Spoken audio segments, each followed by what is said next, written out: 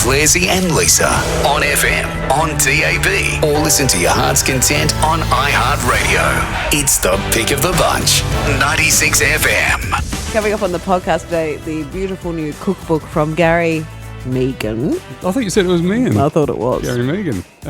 Victory is mine. Spreadsheet is the new show on Paramount Plus. Stephen Curry joined us. And the new Bachelorette, Brooke Blurton, is with us. Yeah, did we mention Gary Megan? Last time we caught up with Stephen Curry, it was about that movie he made called June Again with Noni Hazelhurst, which was a little gem. And this time it's the new Australian series Spreadsheet. It's available to stream now, nothing like a steamy stream, on Paramount Plus. Stephen Curry, good morning, mate. A steamy stream. I haven't heard that today. That's a beauty. I love that. We're back. I might use that with the next one. You are back. You are on. You're always on. You know that. How are you, Stephen? How are you, bud? I'm so great, guys. How are you travelling? Very Good. good. Now, we do know a little bit about the show. We've been reading a few, ads for it this week, which is why Clarsey is so excited about the steamy Oh, stream. mate, I can hear it. Tell us about Spreadsheet. Oh, look, it's a fantastic comedy. It's beautifully written. It's about Lauren, played by Catherine Parkinson, the incredible Catherine Parkinson from IT Crowd and Doc Martin and millions of other shows. And she finds herself newly single and wanting to put a spreadsheet together for lots of no strings attached, sex, basically. Sure. Yeah. And I was going to sugarcoat it and say something like steamy streaming or something, but Claire's already taken that one. Yeah, but so that's all going fine, and she's having a great old time until she meets my character, Matt, who's more into shall we say, strings attached and a relationship and maybe some spooning at the end, and she's just not into it. Oh, my Okay. God. He's a It's bit- really Yeah. turning things on its head Taking in a it- way. taking it a bit more in terms seriously. of what people imagine will be the case. Because Lauren is newly divorced, isn't she? She's a mother. She's newly busy. She divorced. needs an Excel spread to, She needs track an it and Excel work it out. spreadsheet, And you're the she- romantic. Yeah, and I don't know about the spreadsheet. Yeah. I just as a paramedic, I find myself turning up to some of her sexual misadventures and starting to put the pieces together. Oh, okay. my oh, God. Wow, interesting. Yeah, well, mate, Well, you no, didn't don't worry. mention that bit. No. No, that's right. And is that? Should I say spoiler alert? Is that when I say No, spoiler not alert? at Too late all. now. Oh. No, that sealed the deal for getting us to watch, I think. Now, Lisa, are you a spreadsheet girl? No, I'm not computer savvy enough. I said to Clarsey before, I'll need to jot it down with a pencil, just on a piece of A4 Old school. paper. mate. Old school. She's got an HB pencil, mate, from grade 3. Yeah. Do you store it just on top of your abacus? My abacus. Yeah. As a matter of fact. Yeah, nice. No, but it's good. I think this show is, if anything, it's a cautionary tale about how spreadsheets can go pear shaped, and this one well and truly does. Hey, Stephen, you're talking about Catherine Parkinson, so you're talking about talent, someone with comedic chops, but you must have done some work with an actor or an actress over the years who hasn't got the comic timing. It must be very difficult for you to make that work. It is indeed. Thank God Catherine Parkinson has got God-given timing. Yep. No, look, it can be. It's one of those things. Timing is one of those things that you can't affect and you can't fake it.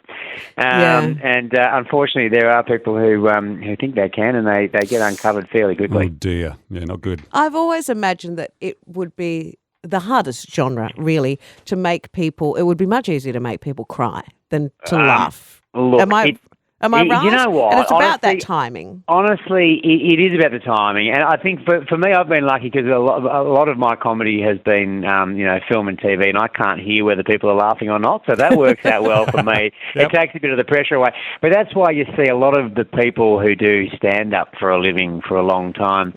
Some of them can be very, very, very sad people. Oh, because we know. When you live, instead, like in my job, you live kind of check to check. Over there, with the comedians, you live laugh to laugh, and I think it's a dangerous place to be. Yeah. Because when you're defined by how many laughs you got that night, it could be a pretty crushing, soul-destroying. It's been one of the great bizarre things of working in this job that Clarsey and I have in learning just how many hilarious people are really quite morose. A little dark at times.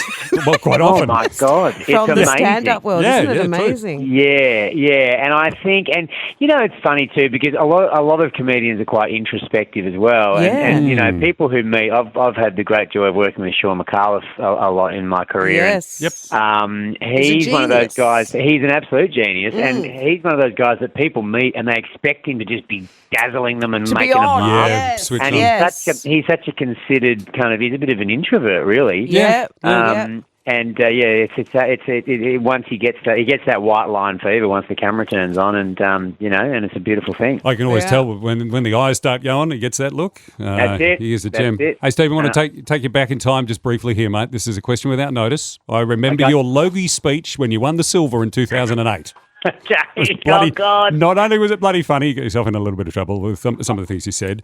I got in trouble. Was that for the gra-gra? Was that? Yeah. A couple of things, but it was very funny. But where would said silver Logie be in 2021? Any that's clues? a really interesting question. I'll tell you. My friend Dave Lawson has it in his bedroom, in his spare bedroom. Okay. It's called the Logie room, right? Right. He calls it the Logie It's room just got because one Logie in it, though. it's just one Logie. Yeah. It's Yours. my Logie, right? Yeah.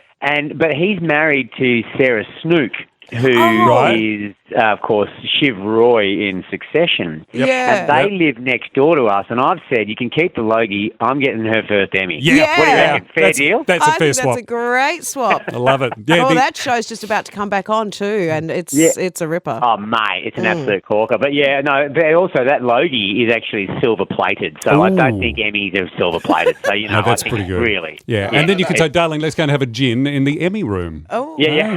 Now you're That's talking. right. Exactly. All right. Well, the new Australian series Spreadsheet is available to stream right now on Paramount Plus. Stephen right. Curry, thank you for chatting to us this morning. Thanks Good for to talk having to you, me, bud. guys. Good Food Every Day Yeah. is a gorgeous new cookbook. Yes. From the renowned chef and longtime MasterChef star, Gary. And I'm just saying Gary at this stage. Okay, because we had a bit of a debate. Good morning. Good morning, Gary. Good morning. Welcome, Good morning. Gary. Now, Oh, come on, give me a better intro than that. I was going to go, right, book sold, book done, I'm out of there.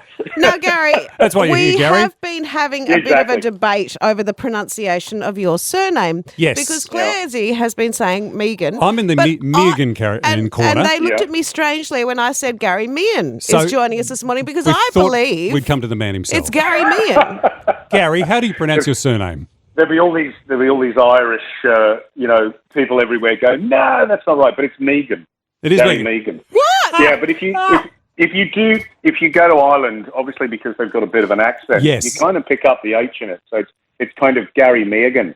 Ah, there you go. I always thought it was Meehan. I thought I had this conversation with you once before. Oh, there you go. I think they just couldn't spell. Whoever my ancestors were, somebody whacked in an H and an I. But actually, if you do I'm a little so bit of the, disappointed. chase the, Yeah. it's all right. It's okay. You can just call me. My sister was Michaela, and she hated her name because at school she was Mahagan, Mahogan, Mahagan, She got it all. Yeah. She goes, Mum, why couldn't you just call me Jane? And why isn't our name Smith? Just Luckily, make she it wasn't a simple. Siobhan. Yeah.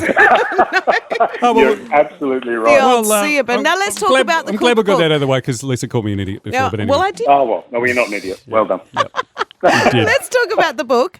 250 recipes for every meal and occasion. It is a beautiful book. But Gary, where are the food porn pictures? Yeah, what's going on, Gary? Photos. It's interesting. Well, when the publisher said, hey, you up for another cookbook? I said, the world does not need another cookbook. Honestly, I've got a shelf. There's got to be 1,000 books in my bookshelf. And often a lot of them just stay stuck in there. I look at them once, I flick through even the pictures, as a chef. I'm like, yeah, sure, seen it, unless it's exceptional. And then they said, how about doing like a modern classic, a bit of a tome of kind of all the recipes, you want your son, your daughter, your husband, your wife, whoever, to cook for you or when they leave home or whatever. And I went, that's not a bad idea. So I just basically penned pretty much every family meal and every kind of recipe that I feel, attached to. Yep. And yeah, that's what we've got. So, and I think actually now having digested the whole literally digested So the to recipe speak. testing, digested the book, Yeah. is that it's quite liberating for me because now, I didn't have to put a pretty picture in the book. Sure. And Yeah. it's quite liberating for whoever's cooking it because you'll never, let's be honest, reproduce that beautiful picture. You'll always, Yeah. there's always that, Yep. it doesn't look like, I don't know, David Thompson's, Gary Megan's, Neil Perry's. So it's quite liberating. You just put it together and they go, well, that was the recipe. And I reckon that's just fine. And I've honestly great. tried and tested. They'll work every time and they'll be delicious. It's like my mum's old CWA cookbook on utter There you go. steroids. No photos. But no photos. There you go. But True. what I do love is that each recipe is accompanied by this lovely story. Yeah, little tips and So I tricks like and that. stories. I like that bit. Yeah. And hopefully what that does, and I thought about it very carefully, is it kind of lets you into my thinking either when I'm making the recipe, what I'm looking for, or where it comes from, and also excuses about, and let's be honest, a recipe, I don't mind if you change it. And actually the way the book feels and looks, it's almost like, that CWA book or a book that your mum or your grandmother would have given you where you're quite welcome to go, circle around that. I don't like the lemon peel in my Christmas pudding. I don't know why Nan ever put it in there. Do you know what I mean? Yep. Yeah. So Yep. I know what you're saying. it's kind of like that. I want you to go, Gaz, way too much black pepper Yeah. in that curry. I'm only putting in a tablespoon and draw a circle around it and scribble all over it. So that's the idea. Yeah. Hey, Gary, on the Please weekend. feel free. Yeah, I on like the it, weekend, yes. Lisa and I went to Telethon, the big fundraiser Yep, here yep. in Perth. And when we walked into the sort of backstage area, not so much the green room, we went where the real people were, and they had sausage rolls, Gary. Yeah. I mean, You were making some on the Instagram the other day. yeah, we Yeah. saw you. I'm they're sure proper sausage rolls, I'm sure aren't they? yours were the real McCoy. But there's something about them; they're irresistible, aren't they? Well, you know what's funny? So I did a little pastry post. If anybody's interested, look at my Instagram. And it was just showing people, because people go, I can't make pastry. And actually, even if you look at the comments, you get all these it's weird not comments. my People go, thing. nah, never do it. I'll buy it. It is so easy. But I don't know, there's something, it's like a wall. It's something people have to kind of clamber over to really make their own I pastry. think so. And, yeah, and actually, let's be honest, I don't make sausage rolls very often. But when I made them during lockdown, I think that recipe makes like, I don't know, 25 little ones. Yep. I sat on the couch like a stuff. I won't tell you. It was impossible to stop. It was like, that Garfield experience of eat so much lasagna you'll explode. Yeah. You can never say no. Yeah. Those sausage rolls, and I said to Mandy and my daughter Jenna, I said, geez, they're going to have to be a regular. And they looked at me and went, no. Like, honestly. So more. Dangerous. Oh, gosh. Like, really good. I don't mind a sausage roll, but what I really love is a Cornish pasty. It Ooh, reminds yum. me of my, Saturday lunches Okay. with mum and dad. And there is a recipe in here for a proper, pure, not full of extra adulterated bits Cornish pasty. So I reckon that's me this weekend. Yeah, and actually, that's a controversial recipe because I think I even posted that when I was recipe testing last year, and all these, people from the southwest of England all jumping going, I'm going, that's not a pasty, or you put this in. I go, Put sod meat off. in. Leave me alone. Absolutely. But the pastry's a cracker, and look, honestly, there's some traditional recipes in there, but actually, there's a good chunk of, I've got kway teow and all sorts of, curries everything. and anything you can think of. And to be honest, Japanese we're a dumpling family. pancakes. Yeah, we're an okonomiyaki family. Oh, Like we have yum. that. I mean, it's called modern eating, isn't it? Oh, Really, can you- anything in this country, we love it. Flicking Can you through adopt is me, Gary? I want to be part of that just- family. All the things you guys are. Yeah, sure. Well, that's the beauty Look, of this. It's eternally frustrating in our house because Yep. the first thing I do when I get up is I go, what do you want for dinner? I've done it already this morning. And they all look at me like I'm mad. Yeah. I go, Right. number one, I'm bored. Let me out. Number two, I need to go shopping. Yep. That's my daily excursion. But I need to think about dinner and probably tomorrow's dinner Yeah. today. Yeah. Who doesn't think about dinner Yeah. at breakfast time? And the other thing about the glossy photos, Gary, it's expensive to produce. It takes a lot more time, and you wouldn't have crammed 250 recipes in the book. So It's a beautiful know. book. that's great.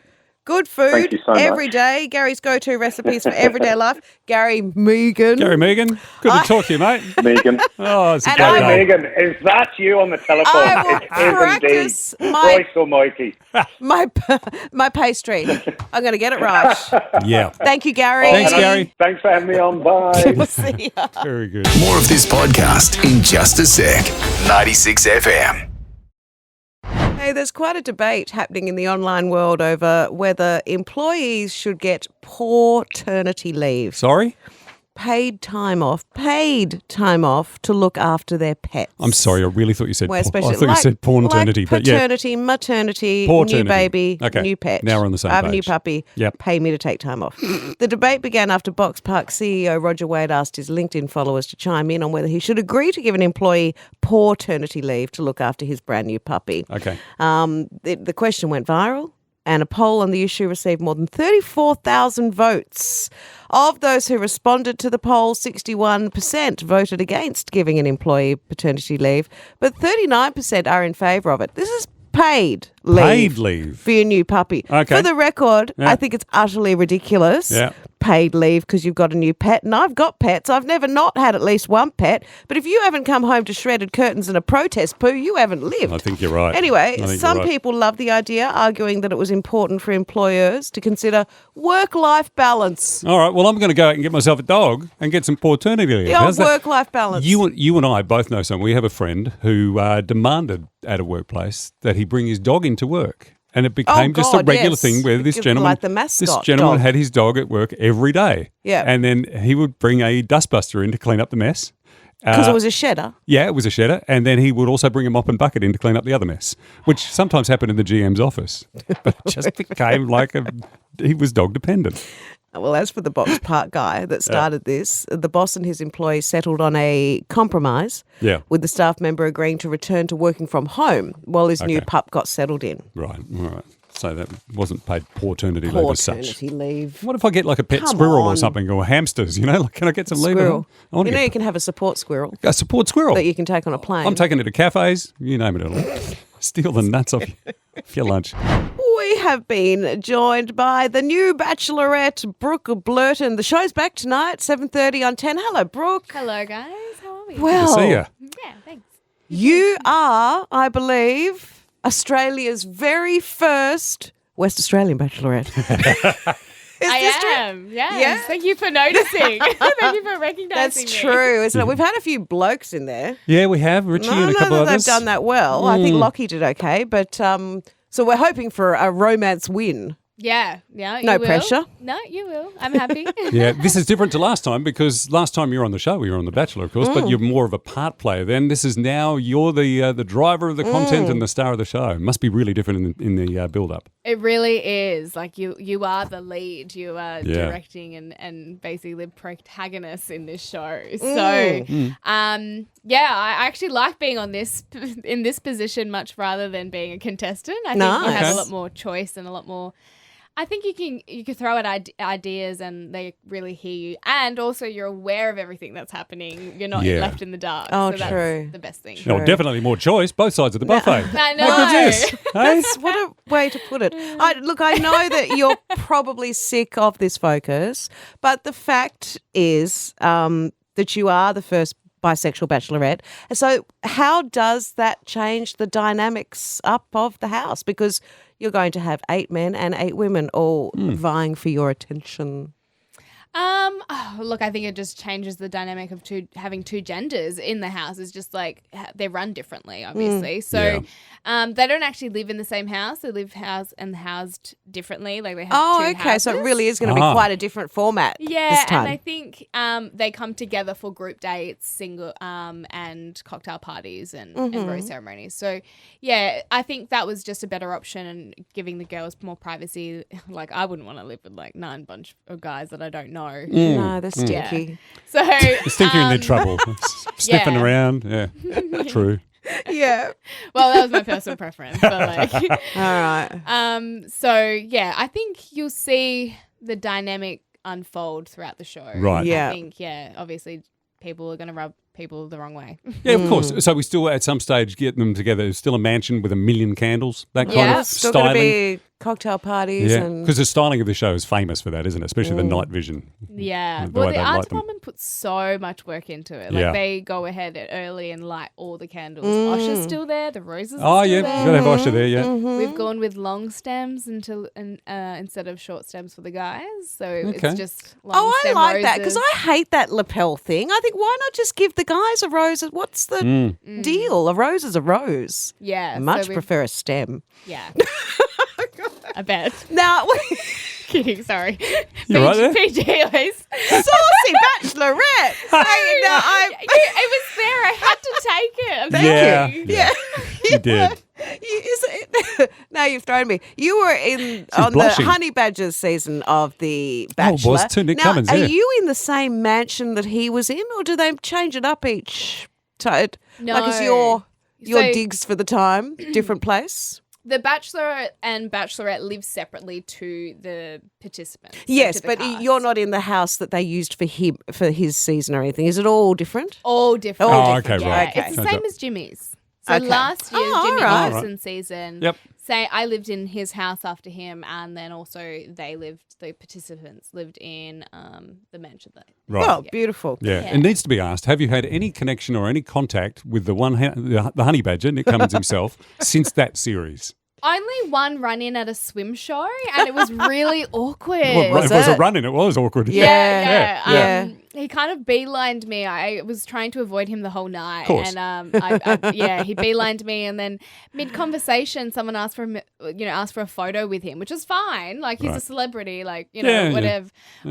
But it was mid-conversation, and I just thought, obviously this is not as important it is to you than it is to me. Right. Even just having this interaction. So I kind of let it go and then walked off. Well, we know how his season ended. There was a little bit of disappointment. Yeah. Well, Pick will be nobody. revealed over the next few weeks, but do we have a happy ending for We you? do. Yeah. Oh, really? Absolutely. Yeah. Awesome. I've been saying it. I'm really happy, really in love, and I can't wait for everyone to see it. So. Oh, good. Okay. I bet you can't wait to think be you're able allowed to to- tell everyone. Oh, well. That's going to be tough, keeping it to yourself for the next few. Well, that I would be- wouldn't do a honey badger, so Yeah. I want everyone to know Yeah, that okay. there is Yeah. going to Yeah. be a happy ending. You don't want to go on Yeah. a show where you're meant to make a choice and not make a choice. Yeah. Okay. exactly. And how about the family? I know they're proud of you because you've talked a lot about your family since you're on that last series, but how are they? And you're going to be watching a bit with them?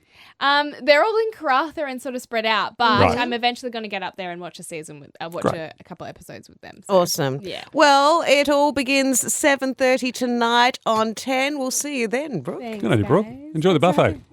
More of this podcast in just a sec. 96 FM.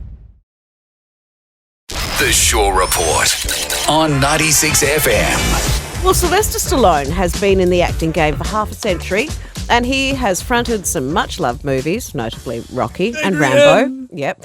But inevitably, when you've had as many roles as 75-year-old Sly, a few of them are going to be total turkeys. And it turns out he's not too proud to own it. Stallone says the worst film he's ever made, by far, he says maybe one of the worst films in the entire solar system, is the 1992 cop comedy Stop or My Mum Will Shoot. Oh, no. That was the one with Estelle Estelle Getty, Getty. who was huge at the time in the Golden was. Girls. Of course, he says a flatworm could have written a better script. He still did it. Ryan Stone also sits among the movies Stallone has regrets about. That's the musical comedy starring Dolly Parton. Yes. Says it took a turn that he hadn't anticipated. He says the film went in a direction that literally shattered my internal corn meter to smithereens.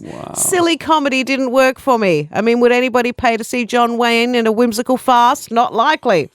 He found the thriller Detox to be anything but thrilling. Stallone plays an FBI agent searching for a serial killer, but in truth, he said the stench of death had infected the movie well before it was even released. He says, actually, if you looked up, you could see celluloid buzzards circling as we lay there dying on the distributor's floor. Oh, dear. I've always liked Sly and Yes. his ability to, There's a giggle poke at a bit himself. of fun. Yeah, absolutely. I think when you've had a movie as successful as Rocky, Yep. you probably can afford to. Rocky 2 and Rocky 3. And Rocky 3 and 17. Rocky- yes. Yeah, just goes on. Oh, yeah, I like that. I like the fact that he can take the mickey just Yeah, that little bit. He's got a great sense of humour. Yeah. We were discussing how windy it was. Very Window-shaken very days, windy. haven't we? It was a window-shaken day, and or it clearly 2 nights. shook the window at Subiaco Grilled to the point where it literally popped out. Now, it's lucky no one was hurt Yes. in this. Actually, it but looks the like it's not whole- shattered. No, the whole side Yep. window thing at Grilled in Subi Just down the end of Rockaby Road.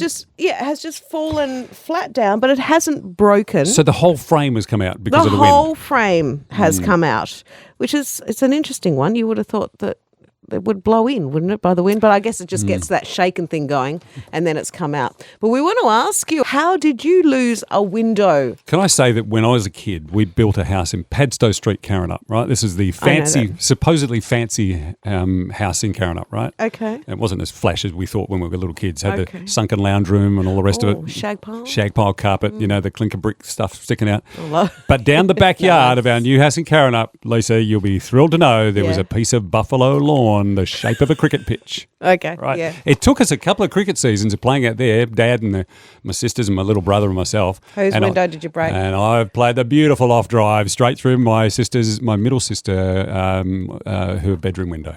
Could have been worse. It could have been the neighbours. Yeah, window. That's a knock on the door you never want to have to make. Yeah, but Mum was inside, right? Excuse We're me, playing cricket. Yeah, exactly. Yeah. And you hear this smash, and I'm expecting Mum to come running out and be really angry, and she went, "Well, it could have been last season."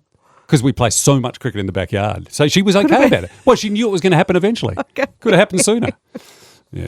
I guess That's so. how we lost the window. Tip and run? Oh, there's a bit of tip and run going on. Cindy in Rockingham, and you guys really cop it down that area whenever we've got a storm.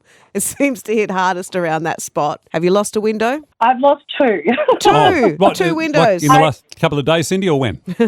Yeah, in the last storm that just hit with the big thunderstorm, I had a window shatter in my lounge room. Oh, my God. Right. And then a couple of days after that, my partner, I have mastiffs, and he's gone out the back to say hello to the mastiffs after work. Yeah. And they've knocked him over, and he shattered my whole back glass door. Oh, dear. He came through it because they're huge. Yes. They are Mastiffs. Luckily, it was very thick glass. He had a slight concussion, but my back door definitely was... The glass was all broken inside. I had to go get clear contact Oh, to dear. put on it so that none of the glass came out before I got it fixed. It should be called a bull massive, shouldn't they, really? A bull massive, Yeah. Hey, Cindy, you know the lounge room one, the lounge room window, when that popped, was anyone in the room? Yes, me and my kids were in here. Oh, how scary. I was going to say, Yeah, it that's would have horrible. scared the bejesus out of you. Like no one got hurt? Yeah. Yeah. Especially with the thunder, because my back Yes. patio, it vibrates, and then it went, and we're all thinking, oh, where is that? Yeah. So one got shattered, one got bull mastiffed in a way, sort of with Yes. your poor partner in between. Call Victor Glass. Thanks, Cindy. Good on you, Cindy. We are asking, how did you lose a window? Umberto in Umberto. Attadale. Hello. Hey, how you going, guys? Hi, Dean and Lisa. How G'day, are mate. you? We're good, mate. How did you lose a window? How'd you lose one at your place? My dad wears those solid Italian heels. Yep. My mum just got the back window fixed because it had a crack in it, the sliding door, and it's got the pane of glass. Yeah. Me and my dad were having words. My dad took his shoe off and threw it at me. Sure. I ducked. The heel went through the window and shattered a whole back window. And my mum came out and killed him and said, "Why'd you throw the shoe?" He goes, "But he ducked. He shouldn't have done. Should have taken the shoe on the head. Should have hit him. Should have hit him." That's and one I stood solid up, shoe, I Umberto. stood up and laughed at him and said, "Sucked in." That is one solid shoe to shatter that glass again.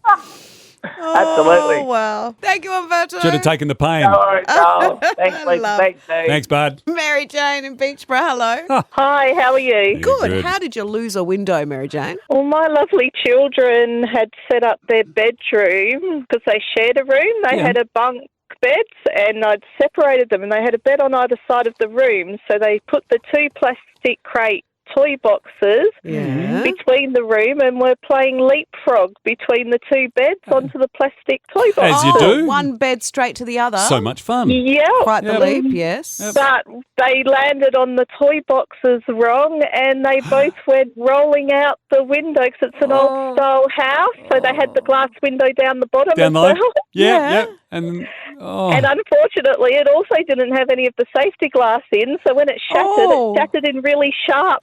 Oh, yuck. Oh, no. How was the injury situation, Mary Jane? Believe it or not, Yeah. there was not a single scratch on Oh, them. my You're kidding. gosh. That's just luck. That could have ended so badly. Well, yeah, by the time I'd finished checking them for injuries, Yeah. I then Yeah. started yelling at them for Yeah, injuries yeah. that they Yeah. could have had. Got to It tell them off. probably still didn't end real well for them, but You kids could have been cut to shreds. It could have been a bloodbath. Yeah. Yeah, could have That's exactly right. had claret everywhere. There you go.